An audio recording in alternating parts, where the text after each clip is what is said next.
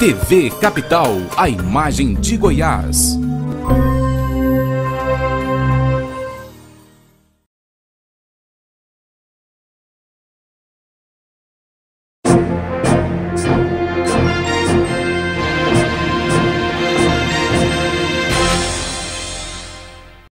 Política a serviço da vida. Começa agora mais um programa que está a serviço da vida. Por isso debatemos temas importantes que você acompanha conosco aqui pela TV Capital, pela Luz da Vida FM e também pelo www.luzdavida.org.br.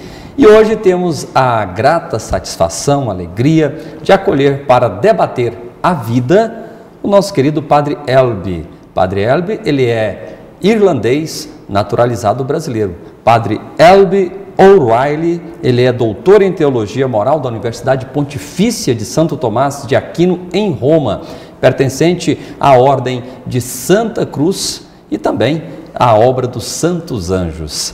Seja bem-vindo, Padre Elby. É uma grande alegria para mim estar aqui com você, Luiz Antônio, que eu conheço muito bem.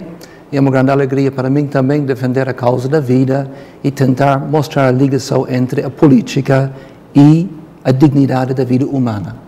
Que maravilha! E tenho certeza que você que está nos acompanhando vai poder se enriquecer com o conhecimento desse sacerdote que luta incessantemente a favor da vida. Padre Elby, utilizando do conhecimento do senhor a respeito da vida, principalmente desta formação, o senhor é doutor em moral, nós vamos falar um pouco, abordando esse aspecto moral em defesa da vida, debatendo o aborto. Eu gostaria que, antes de nós entrarmos no assunto, o senhor desse uma mensagem inicial para as pessoas que estão nos vendo, para que elas pudessem meditar sobre este tema, principalmente no aspecto moral do aborto. Olha, Luiz Antônio, eu gostaria de pensar um pouco sobre o ano da fé. O Papa Bento XVI falou que nós estamos no ano da fé e eu penso que para iniciar a nossa meditação seria muito interessante focar a relação entre a virtude da fé, a fé cristã, e a defesa da vida. Porque eu creio que se os nossos católicos tivessem uma fé mais viva, eu diria uma fé mais dinâmica, uma fé borbulhante, eu penso que nós protegeríamos a vida com muito maior empenho. Eu penso que a virtude da fé entra em 3 níveis. Em primeiro lugar, nós não temos uma fé viva na vida eterna. Se os nossos católicos tivessem uma fé mais viva, mais dinâmica, nas alegrias eternas, eles não procurariam tanto as alegrias da carne. Não cairiam nos pecados contra o 6º mandamento. Não teríamos estas gravidezes indesejadas. Nenhuma gravidez é indesejada. Toda gravidez é desejada por Deus. Por isso nós devemos realmente desejar que cada criança nasça. Mas uma fé mais nítida na vida eterna, nas alegrias eternas, vai nos ajudar a vencer as tentações contra a castidade. Por isso não vamos ter fornicação, não vamos ter adultério e não vamos ter gravidez antes do matrimônio. E por isso não vamos ter esta tendência, esta tentação de matar a criança. Então, acredito firmemente que o Papa Bento XVI, pedindo que nós meditássemos a fé durante este ano, ele dá a base para defender a vida. Porque se nós não temos uma fé viva na vida eterna, não vamos entender a vida aqui neste mundo. Muito bem. E por isso que o casto, ele não aborta. Então, quem tem uma fé viva para você meditar, com certeza é uma fé que leva cada um de nós a defender a vida. Vamos a um breve intervalo enquanto você medita e pensa sobre isso. Voltamos para realmente entrar no assunto, falar sobre a moral católica, moral cristã em defesa da vida. Voltamos daqui a pouco.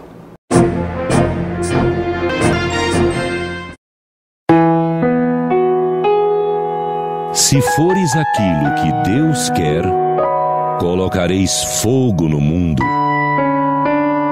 Santa Catarina de Sena.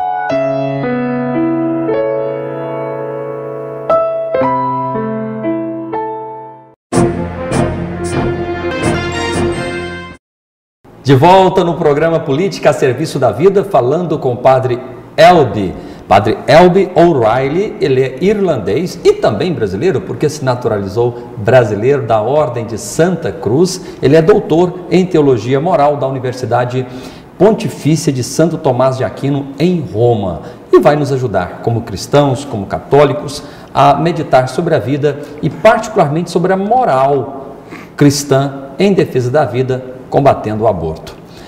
Padre Elby, para a gente começar esse debate, que é interessante, já a gente está falando é o 5º debate que nós fazemos em defesa da vida, debatendo o aborto, combatendo o aborto, melhor dizendo.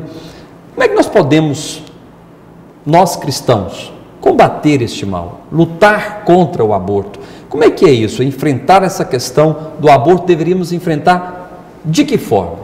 Eu já dei uma dica no início, né? Tipo, vivendo a castidade, mas o que mais? O que é viver a castidade para quem está nos vendo neste momento? E o que tem a ver a castidade em lutar contra o aborto? A castidade dá domínio sobre o próprio ser.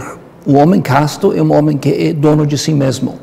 Eu admiro muito um homem que pode dominar a bola, que pode dominar o cavalo. O senhor domina, inclusive, muito bem, né, padre, a bola? Não muito bem, não muito bem. Mas quem pode dominar a bola, o cavalo, o avião, o piloto, eu admiro muito. Mas eu admiro muito mais um homem que pode dominar o seu próprio corpo, o homem casto. Este homem vai ser um bom esposo, um bom pai de família. Ele vai ser também um bom jovem. E ele não vai provocar abortos. Ele não vai colocar nenhuma moça numa situação onde ela vai sentir o desejo, a tentação de abortar. Então a castidade dá domínio sobre o próprio corpo, sobre a própria sexualidade. Que como o Padre João Mohana, o grande baiano, fala, o domínio sobre o próprio corpo, a castidade, prepara o homem, prepara o jovem para todos os arrancos da vida. Então, o homem que tem domínio sobre a sua própria sexualidade, sobre o seu próprio corpo, este homem é pronto para qualquer luta, qualquer batalha, qualquer guerra. Então, a castidade, em certo sentido, é a chave. Bom, mas lutar contra o aborto, a castidade, existem pecados contra a castidade, como, por exemplo, o uso do anticoncepcional. Sim. Lutar contra o anticoncepcional também é lutar contra o aborto? Em que dimensão, em que aspecto, padre? Eu acredito que há uma profunda ligação entre os anticoncepcionais e o aborto. Em primeiro lugar, quem usa os contraceptivos está dizendo o seguinte: eu tenho o direito a ter relações sexuais sem ter filho. Então, ele está proclamando: eu e minha esposa, nós temos direitos ao prazer sexual sem ter filhos. E agora? Eu pergunto, o que vai acontecer se ela engravidar, apesar de usar os anticoncepcionais? Vou continuar com a mesma lógica. Se nós tínhamos o direito de ter relações sexuais sem ter filhos, nós temos o direito de ter relações sexuais sem ter filhos. Por isso temos o direito de abortar. Então, muito facilmente, vou cair neste gravíssimo pecado de matar a criança, de tirar a vida de uma criança inocente. Então, eu creio que nós precisamos enfrentar este grande assunto do uso dos anticoncepcionais. Há outros debates, elementos do debate também. Podemos pensar que a própria pílula anticoncepcional funciona de 3 formas. Normalmente vai inibir a ovulação, por isso a mulher nem vai engravidar. Em segundo lugar, vai fazer com que o muco cervical seja mais espesso, e por isso o espermatozoide não vai conseguir subir e fecundar o óvulo. Mas em terceiro lugar, se o espermatozoide conseguir fecundar um óvulo, a pílula anticoncepcional faz com que a criança não consiga aninhar-se no útero. E por isso o próprio anticoncepcional funciona como abortivo. Por isso a pílula, a grande maioria das pílulas anticoncepcionais, se não todos, eu penso que todas as pílulas anticoncepcionais funcionam como abortivos. Então não podemos separar esses 2 debates. E é muito interessante, eu acompanhei o debate Provida na Irlanda, como irlandês. E o movimento Provida na Irlanda, infelizmente, se dividiu neste tema. Alguns grupos dizendo, vamos lutar somente contra o aborto. Outros grupos dizendo, precisamos lutar contra o aborto e contra os anticoncepcionais. E eu creio que é muito importante para nós ver a ligação nestes dois temas.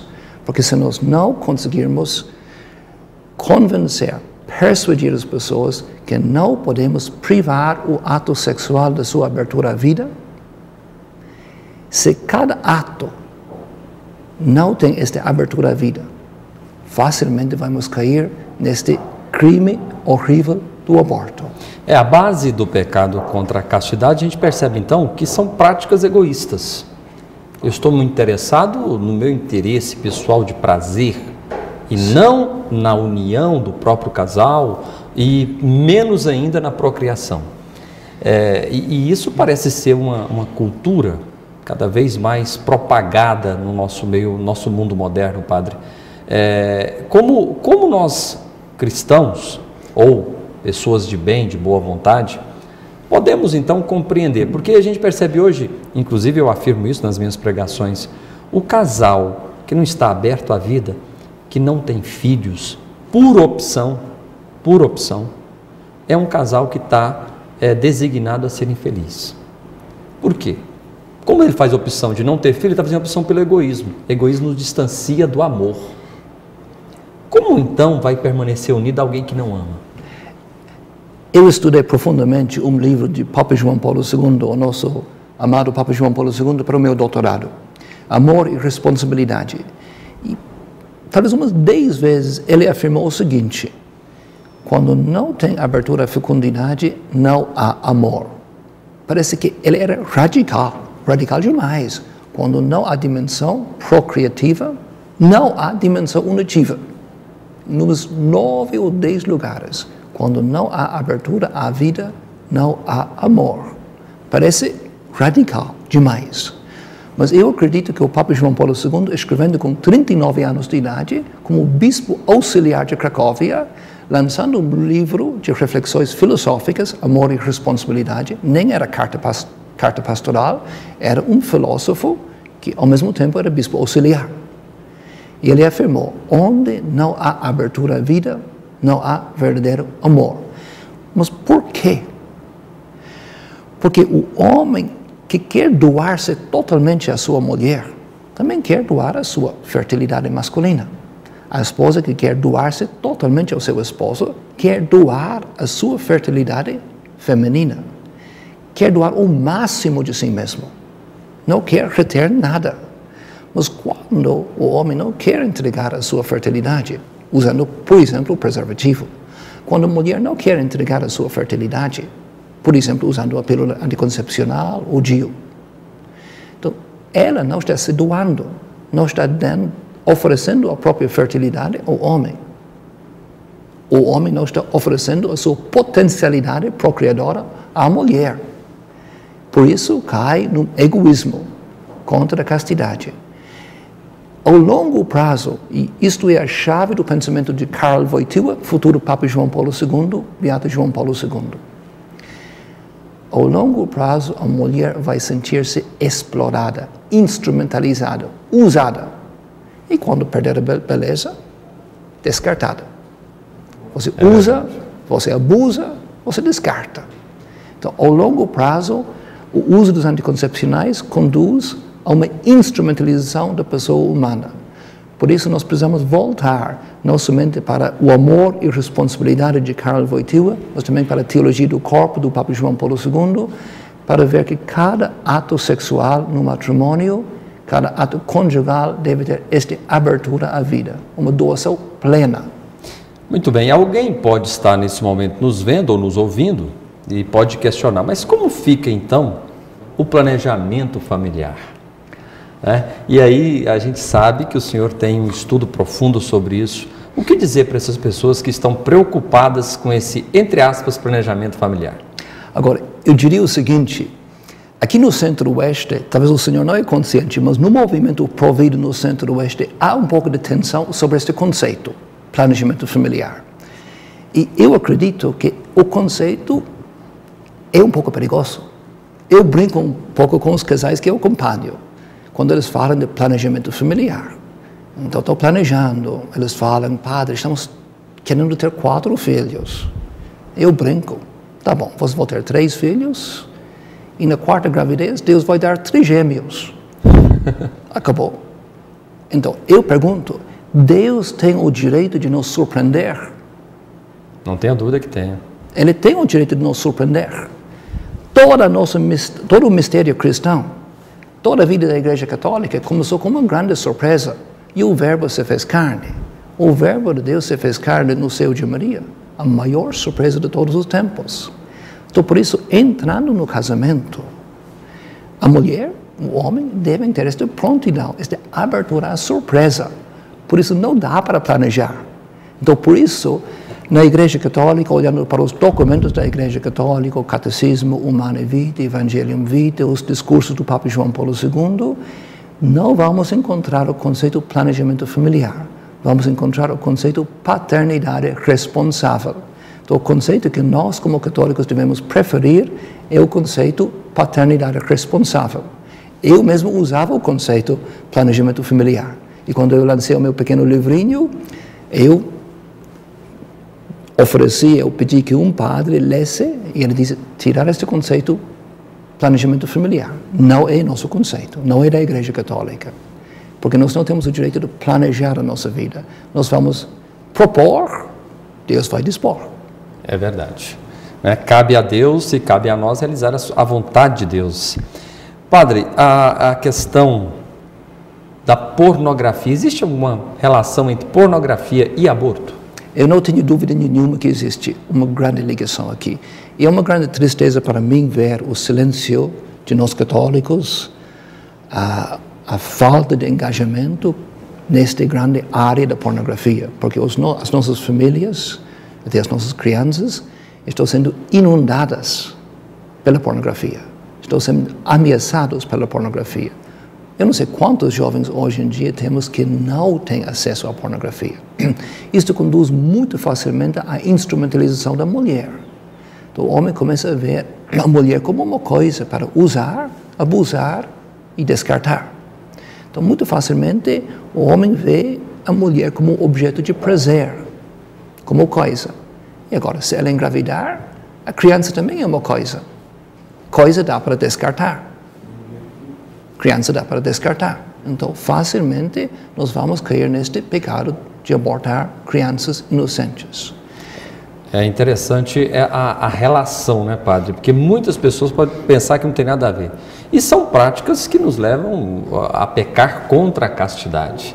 Contra a castidade enquanto solteiros, contra a castidade também enquanto casados. Eu tinha um conhecimento a respeito do planejamento familiar, sim, a pergunta foi provocativa, mas é interessante para a gente dizer que tem opção, né? Para quem quer viver como cristão, existe opção. A opção de fazer o método, para viver a paternidade responsável, viver o método natural de Billings, que é o método mais eficaz.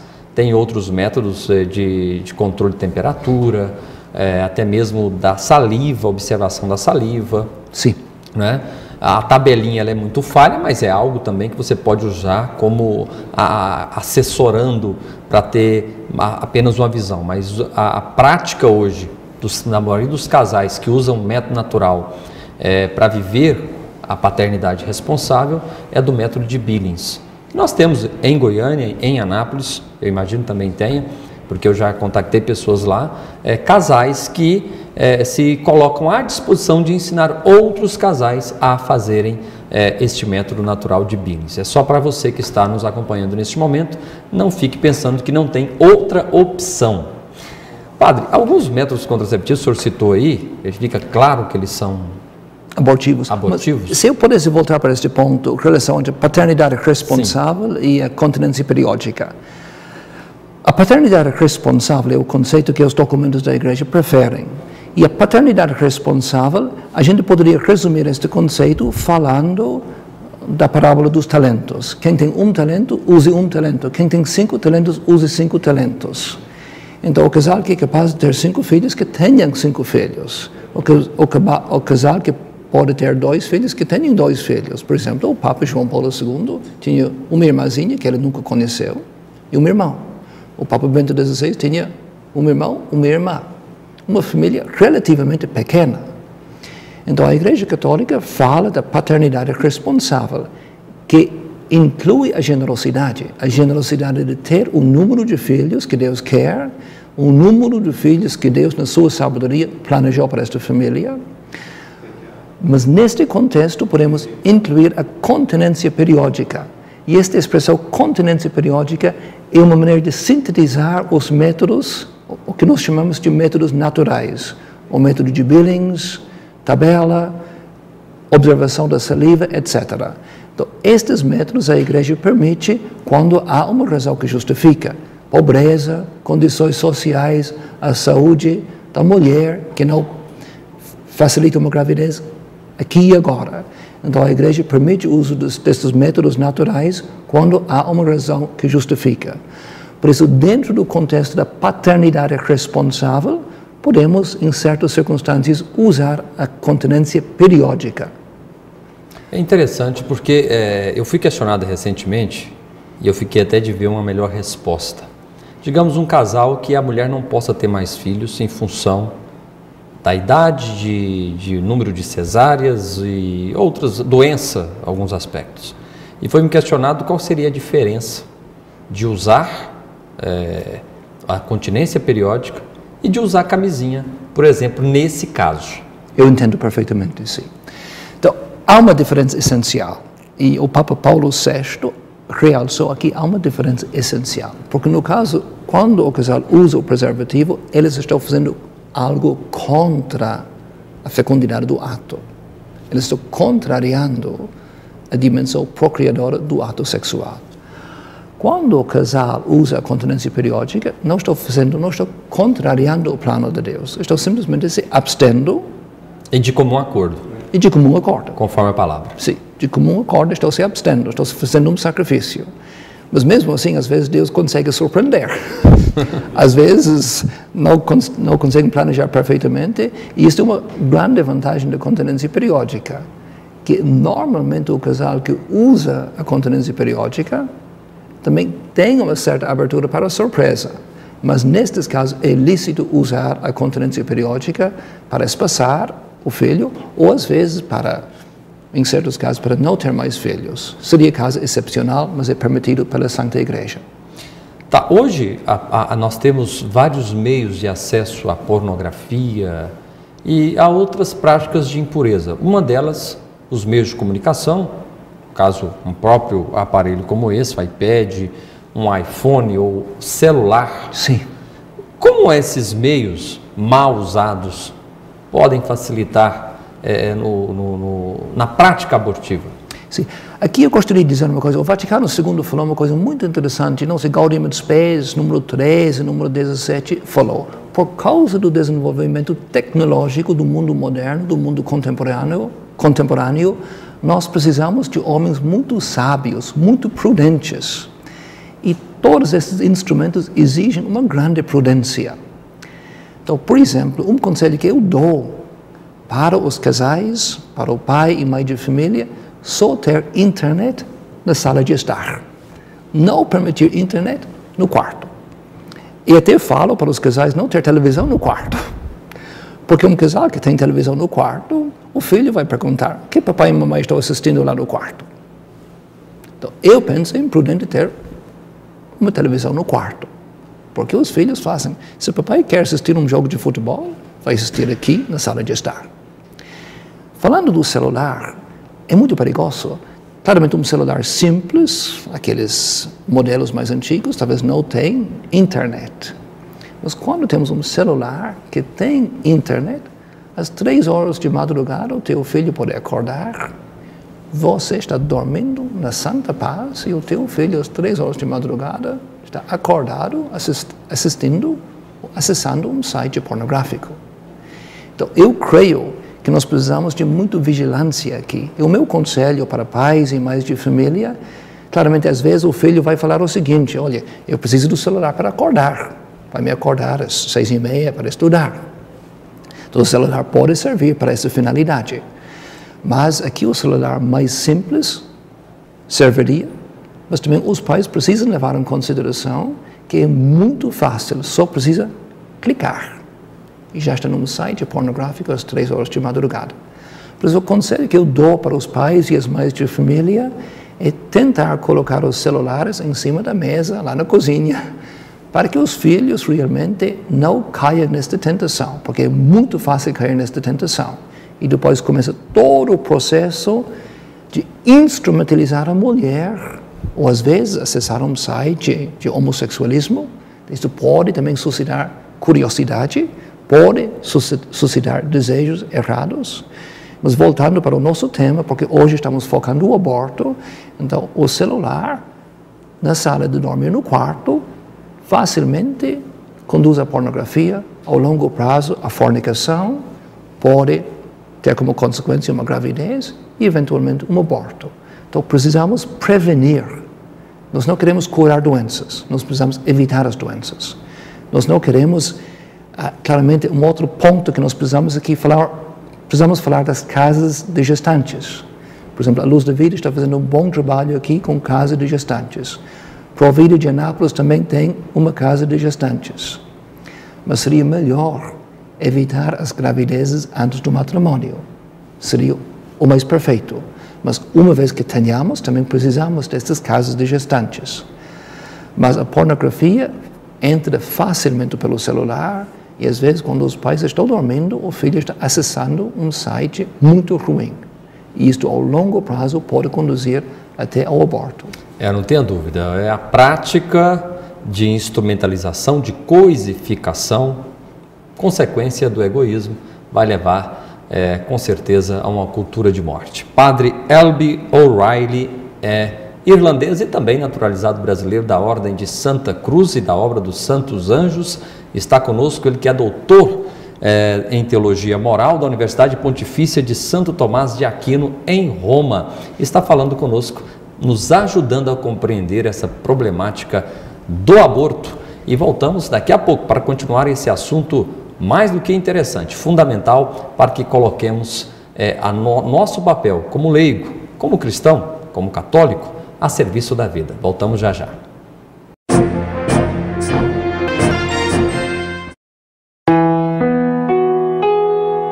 Se fores aquilo que Deus quer, colocareis fogo no mundo. Santa Catarina de Sena.